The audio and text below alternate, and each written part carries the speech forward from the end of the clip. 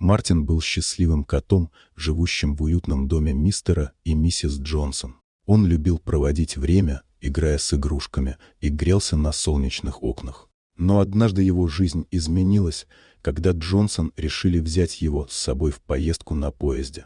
Мартин был взволнован новыми видами и звуками, которые его окружали. Он с любопытством смотрел в окно, наблюдая за мелькающими пейзажами, и иногда мяукал от радости.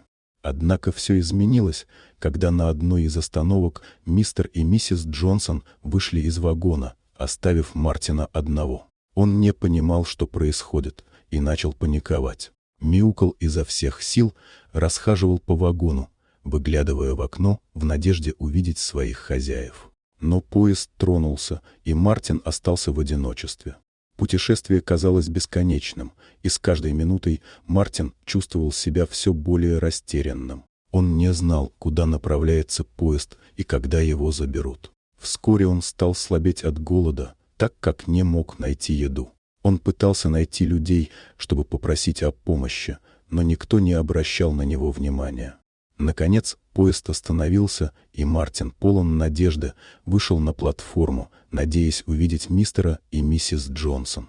Но их не было. Он огляделся, его сердце сжалось от отчаяния. Вдруг к нему подошла добрая женщина, заметившая его грустный взгляд и потерянный вид. Она жалилась над ним и, узнав о его бедственном положении, решила забрать его с собой. Женщина назвала его Мурчиком и отвела в свой дом, где его встретила любящая семья. Они окружили его заботой и вниманием, и Мартин, наконец, почувствовал себя в безопасности. Он начал восстанавливать свои силы, обживаться в новом доме и доверять новой семье. С каждым днем он становился все более счастливым и уверенным в себе.